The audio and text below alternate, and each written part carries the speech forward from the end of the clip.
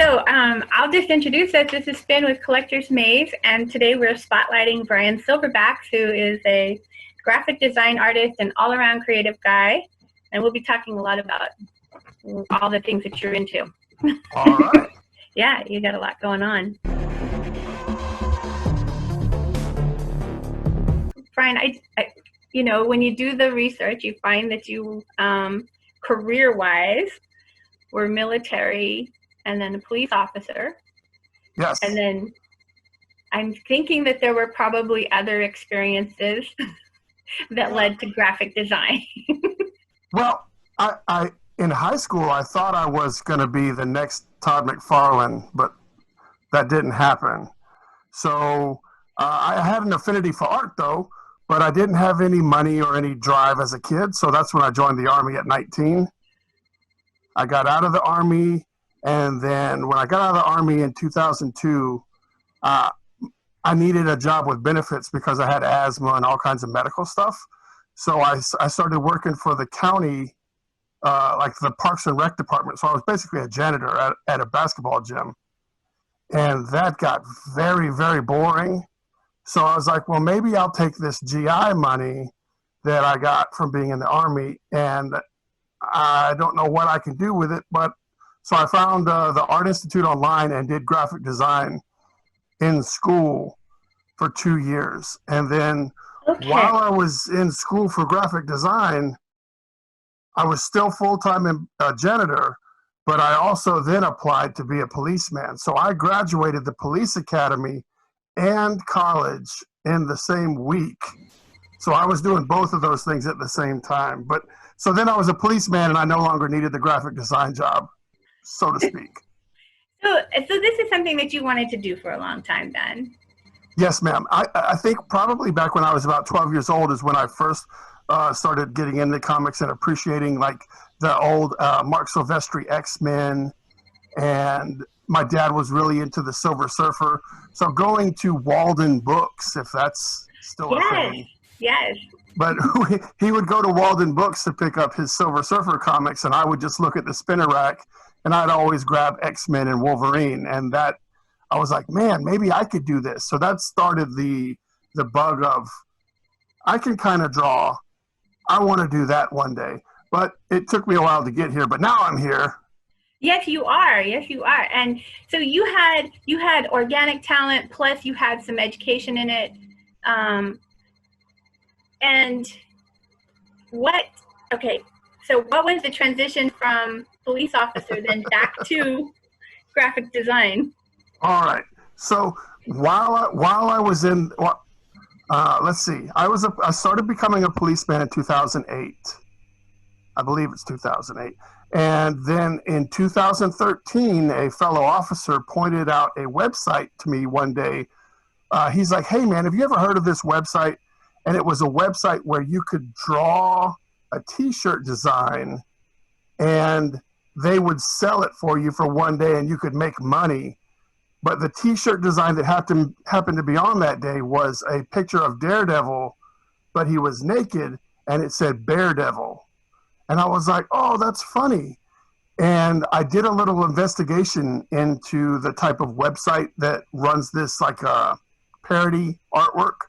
And I was like, oh, I'll try to get into that. So in 2013, I found out about the website. And in 2013, I started creating artwork for those type of websites. And they started making money. And that turned into... that took really fast. This was right at the height of the T-shirt boom for funny designs and nerd stuff. Right. And I started making some really good money. So I was like, well, let me look about doing conventions. So I would take the designs that I did for T-shirts and print them on 8x10s. And I wanted to go to do like Heroes Con and all these different conventions everywhere and sell just the graphic design that I did, but in print form. And I would have to work that around my police schedule. So being a policeman, you don't have weekends off and you don't have holidays off. So there were very few times that it would line up for me to be able to go do a show because I'd need to know months in advance to apply to be on the show. Right. or be part of it. But in 2013, I started in my spare time from a police officer doing the art stuff, and then I started making some really good money. And some events happened in my personal life, and then I no longer was employed. I was no longer a police officer, so I was like, let's jump in and do this full-time art thing and see what happens. And that's where we are right now. Well, okay. I started. I skipped a step. I was fan art guy. I was the guy that goes to the convention and I draw Deadpool, I draw Batman, I draw Harley Quinn. Right. And Harley Quinn. Yep. I was like, well, why can't I draw people? Like, I want to make something of mine that people want instead of drawing all these characters that other people had already created. Right. So that's when I started transitioning from being fan art Bryan to content creator Bryan. And that's, I got the ball rolling. So now here we are. Here we are. Loggerhead. 2020. July. Coming out. Yes.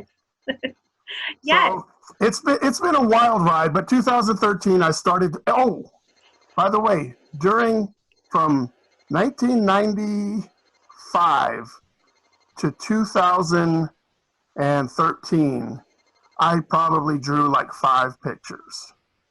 So there was like a 20-year gap where I didn't draw anything because I didn't think that there was any money or any future or any way I could do anything with it.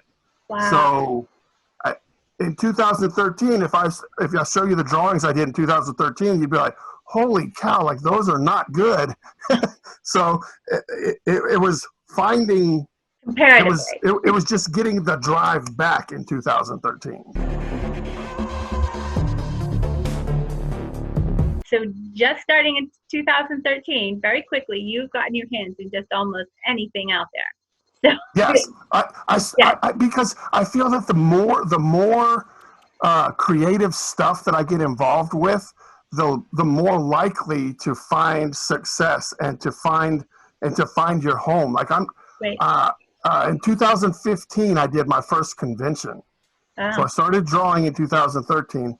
2015, I started doing conventions, and then now 5 years after that, we've got a comic book. But in the meantime, I do some movie posters for some guys. Yes. I've done some acting. Yes. I've done some. I was trying to learn how to do voiceover work. Like I've taken voiceover workshops. Dude, there's just so much creative stuff that I want to be part of all of it. That's awesome. So and you really have been. So I've seen that you've been an extra a couple of times or so. Yes, ma'am. You've done special effects work. Well, the special effects work, that's just a really cool way to say that I helped him with some Photoshop. Okay. What I did for that special effects credit was there was a Boba Fett music video that I was a part of. Yes. And we took some screenshots from some of the original films, and I needed to make people disappear. Like, so I had to basically Photoshop them out of the frame to make it a blank frame so that our actor could be in front of it. Wow. Okay. If that makes any sense. No, it does. It works. Yeah. So it's not like a really cool special effects. I didn't draw any laser beams or do any cool, like, oh, he made lightning come out of that guy. No, it's really just taking the Photoshop skill and helping somebody out that didn't have the time to make it happen. And have you continued the t-shirt designs? I do. Yes. Well, now I've got Loggerhead t-shirts that I'm making. But, right. But, there's a lot less, and this is going to sound very, very greedy, but there's a lot less money in the t-shirt design game now than there was when I started doing it in 2013. Right. So, and when I was doing it in 2013, I didn't really have anything else going on. Right. So now that I have other stuff going on, I don't spend a lot of time doing the graphic design, but I still have guys that will ask me, hey man, I need a favor. Can you do this for me? And I'll do that for them because I have a friend named Matt who is in the UK, and he's really good with word art. but the graphic part, the drawing, the illustration part, he doesn't have any skill there. So he'll come up with this cool word art and say, Bryan, I need you to draw, XYZ, but I need him to do this. And then I will draw the artwork for him to use in his shirt. But every now and then I'll get the spark of an idea that I just think is funny as heck, and I will put the t-shirt online.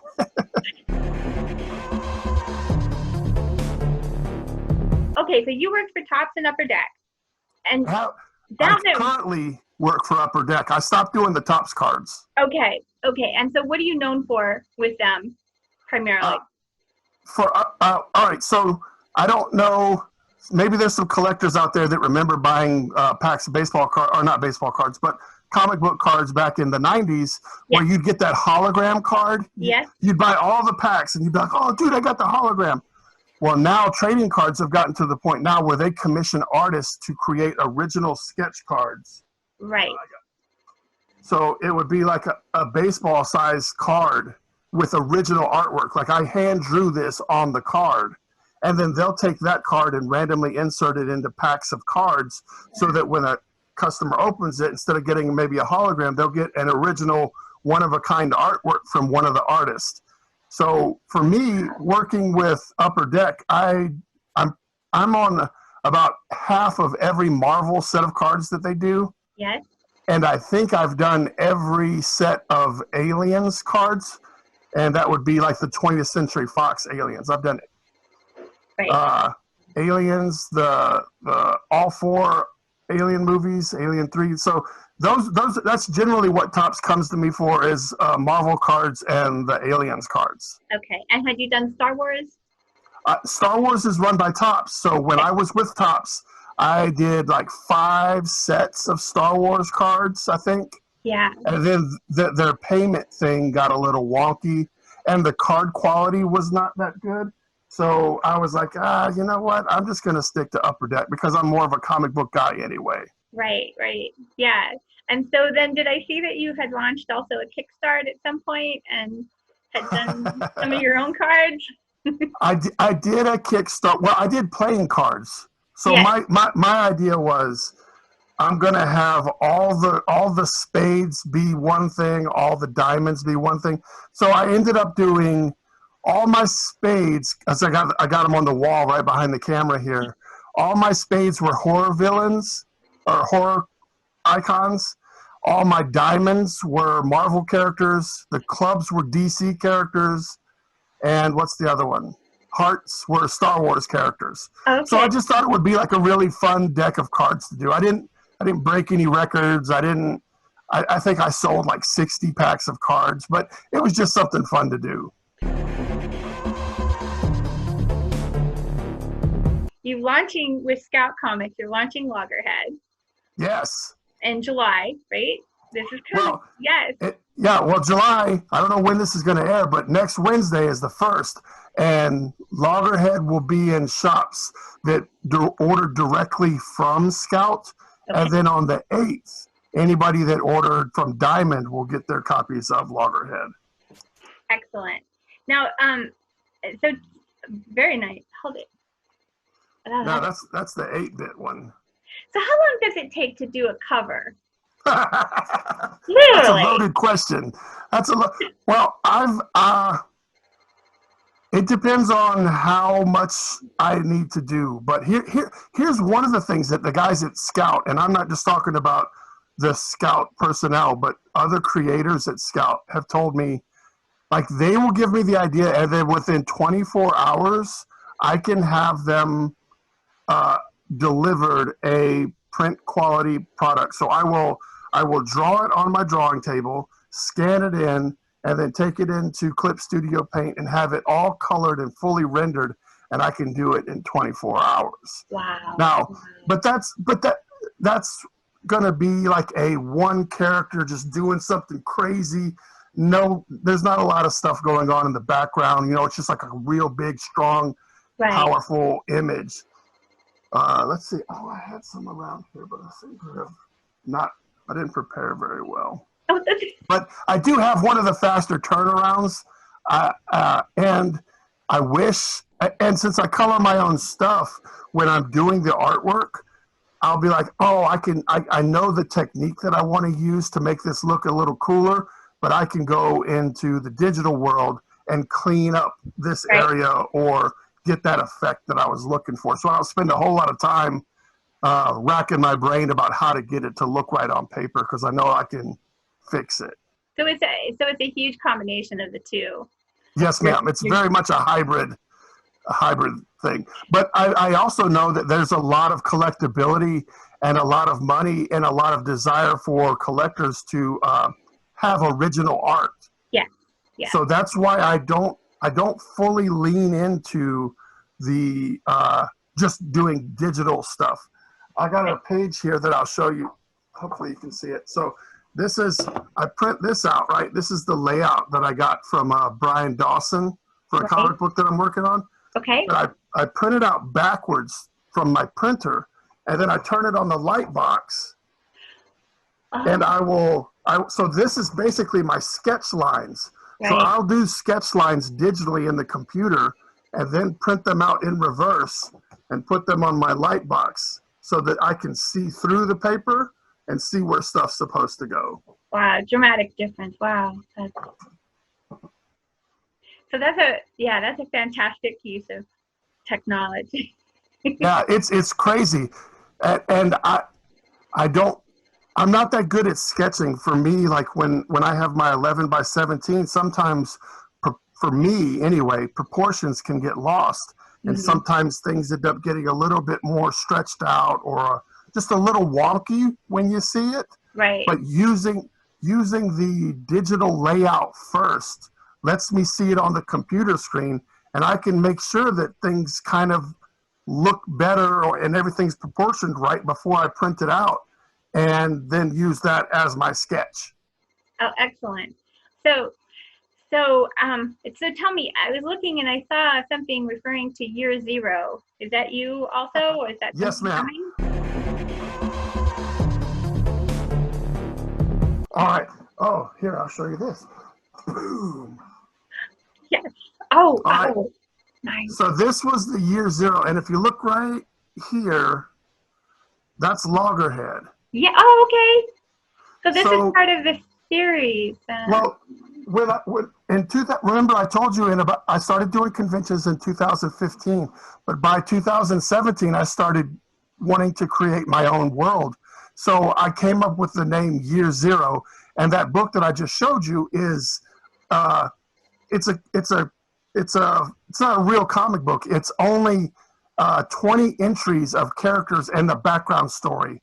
Oh. So it's just like an introduction to characters. There's no story to the book itself. Okay. So I created Year 0, and Loggerhead was one of the characters in the book. But since I didn't have any copyright, I didn't do all the legal stuff properly. So last year, another comic book company released a legitimate comic book called Year 0. So I had to cancel the name Year 0, and so I've transitioned to Kara Prime is what I'm going to call the universe. Okay. So let me show you this. Okay. Here's the issue of Loggerhead, and if you look like right here, okay, that's the Kara Prime logo to let you know that this takes place in the Kara Prime world. So there's like 3 other comics that I'm working on right now with other characters, and they all live in the same world. So this is to tell you that those characters exist in the same world. Okay. So Year 0 is now going to be Kara Prime. Kara Prime. Okay, awesome. Well, that's encouraging to know. So then you said previously there were 20-some characters, and you're working on. Yes. In that original book, like I had no idea what I wanted to do. I just knew that I needed to do something, and I wasn't completely confident in my comic book creating abilities, but I figured I could come up with some interesting characters. So this was the Year 0 handbook was a way for me to test my character design and my backstory creation. And I wasn't sure what I was going to do with it, but when I showed some of the guys at Scout, They said, Bryan, your artwork fits the style of this Loggerhead creature that you have. Why don't you just write a Loggerhead story first, and then we'll start building up before you do something, before you get to this grand story that you want to tell with all these guys. So Right. this is just me dipping my toe into learning how to write, learning how to do a comic book, learning how to pace, learning how to create a world that people care about. So by the time I get to the graphic novel that I want to do for Kara Prime, I will have done like 3 or 4 one-shot stories and hopefully learn how to create stuff. So that's where we're headed. We're headed for a nice big graphic novel. Yes, ma'am. But in the meantime, we're going to get about 6 characters with one-shot stories to kind of give you different looks at the world of Kara Prime, because World War III has already happened. Aliens now live on Earth, and it's okay. And there's wormholes in the atmosphere that just show up from time to time. So all of that is what allows the stories to not feel so stale. If I want to tell a futuristic story, then half the world is already in the future, but half the world got left behind after the war. So we can tell like a Mad Max style story. So really, I put a lot of thought into the existence of the world so that I could tell any story I wanted to within that world, and it could all stay canon to each other.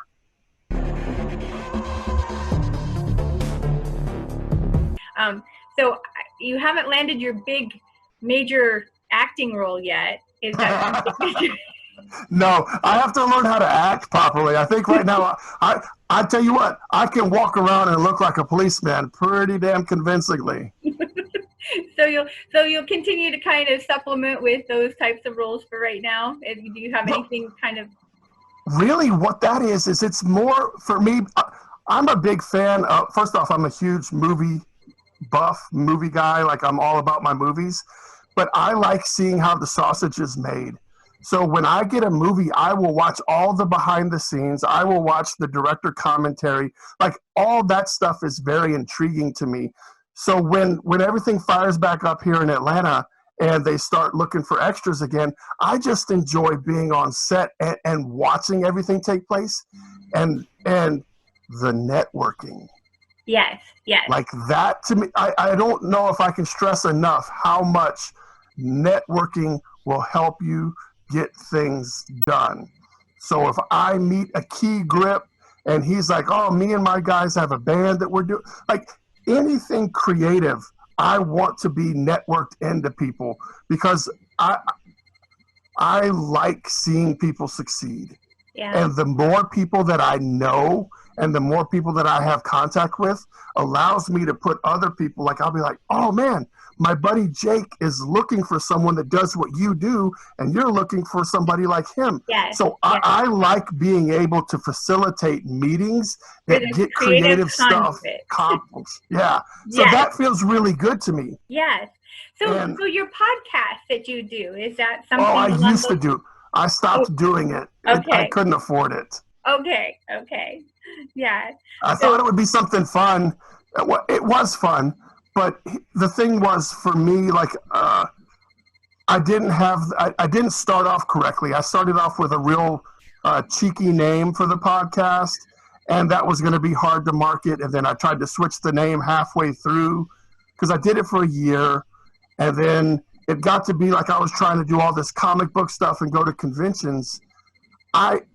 It was tough for me to find guests that I wanted to talk to, and doing all the behind the scenes part myself and doing all of this stuff myself, it just got to be overwhelming. And I was like, I want a partner. I want someone who will set up the interview and say, Bryan, tomorrow you're going to have Jim on, and Jim is going to be talking about whatever it is Jim's talking about, but I've got it lined up. So 10 o'clock tomorrow, I'll be ready to go. Instead of me having to do all the editing, everything that was involved, it just got to be too much, and it no longer became fun. So you dwell in the creative, and you need somebody else to do the administrative. So. Well, I just want someone else to share my enthusiasm, Right. to share the desires, share the drive. Like I'm always looking for a partner because I know that I don't have everything, and I don't want to present something to anybody that only I had a part in, because I know that there's going to be shortcomings, and everything's better when you have the best of everybody involved. And if there's only one person involved, generally it's going to be a less desirable product. Well, and you've done some collaborative efforts already. I have. Yes. I have, and that's where I have the most fun. Like Right. I recently just started working with another artist named Brian Dawson, who fills in he is magic when it comes to doing the panel design and the layouts for the pages inside comic books. I am not that guy. I can make a pretty cover, but when it comes to telling the story inside, it's a very different ballgame. And I don't quite have those skills. He does. So I'm going to now work with him so that we can start bringing you guys some more Kara Prime stuff. Excellent. But I talked to him last night, and he's like, dude, I can't wait to start getting more stuff done with you. You've got this drive, you've got things going on, and I very much want to be a part of it. And I'm like, let's go get it, man. There's enough cake out there that we can all eat. Oh, absolutely. Absolutely. That's fantastic. And I really love that you're able to continue all of what you're doing despite what's going on in the world right now. So you're in a pretty good position for that. Well, I tell you what, I just got word that another convention here in Atlanta was canceled this week. And then there's probably Dragon Con is kind of iffy at this moment. So, like, I have a brand new product that my very first comic book ever is coming out this year. Yes. And there's no conventions for me to go to try to, like, hey, come on down, check out this thing I got going on. Like that. Right. The salesmanship is not going to be there. So how successful will Loggerhead be able to be if I don't, there's nothing I can do to fix it. So I'm trying to make chicken salad. Well, I love the concept of CollectorsMaze offering this online Comic-Con opportunity. Thank you guys for having me. Well, it's our pleasure, and we're grateful because this is something that I think is probably pretty timely for what's going on in the world today. So yes, ma'am. I just, I hear graphic novel coming. I hear playing around still with some acting possibilities. Where else do you want to take your career? I you know what? I don't know. Okay. Let's see. I don't think you've explored it all yet. I want to. What I really want, I think what I want to do is I want to make enough money doing artwork so that I can eat something besides ramen noodles, and I want to be able to create. I want to be able to facilitate other creators doing stuff. Right. Right. And I still want to be able to supersize my meal every now and then. Like, I'm not trying, I don't want to be rich. I just want to be creative, right, and pay my bills and be in a position to help others achieve that same thing. Like, I don't know what I can't put my finger on exactly what that is. Yes. But I want to maintain creativity. I want to maintain lifestyle. I want to be able to help others, whatever form that takes. That's what I want to do. Excellent. Well, we definitely want to promote that. So okay. So our fans are looking forward to Loggerhead. Is there any other projects that you're going to be working on over the next year? All right. So I told you that I've got some things going on. Yeah. That page that I showed you earlier, that's a top secret page. Okay. But so I've already written the follow-up to Loggerhead, which is going to be Apex. And Apex it's another one-shot story just to introduce a character and kind of give you a little feel for him. But Apex is it's an escape story. He wakes up inside of a hospital, and he's being experimented on. So the whole 22-page comic book will be him waking up and figuring out he doesn't need to be there, and he's trying to escape the building that he's in while being tracked down by somebody in the building. Okay. And he's going to be a big, giant, mutated person. So that's one story. Okay. I'm also working with a very talented female artist who's named Elise, and she is writing. I've already written the story for a character named Vegas, and Vegas is an alien who landed on Earth. Remember, World War III had already happened, and aliens are cool now. Right. So she lives on Earth, but Elise is going to do all the line art for the comic book. Like, I'm just going to write it and color it. And this would be her first comic book in a semi-professional, like, she's only done comic books. She's done a couple of comic strips of characters that she's created night and day. But I'm bringing her on board, and then hopefully we'll all have this stuff published through Scout. But Vegas is also a Kara Prime personality. Okay. Oh, no, I'm not done. Okay. All right, so Loggerhead may be teaming up with another Scout property in the future for a one-shot story. Oh. So there's that. Stay tuned. And then I started working with my brother, who has nothing to do with comic books. He's a computer programmer, a game designer. I'm sorry. He and I came up with this idea for a graphic novel / movie / just weird take on something. And what if you had, here's the concept. I can't give you the whole thing, but It's going to be just a graphic novel. However long the story ends up being is however long it's going to be. So it's not about superheroes. It's not about anything. It's just a very odd story, and let's see what it looks like. So here it is. You have been chosen because you are a good-hearted person, and you've been given the ability to kill people inside the world that are cancerous to the world, to the well-being. Like, they're just not good people. You have the ability to kill them, and nobody will know, and there's no consequences. Oh boy! Who do you pick and why? So that is the story that my brother and I are working on. Wow. Okay.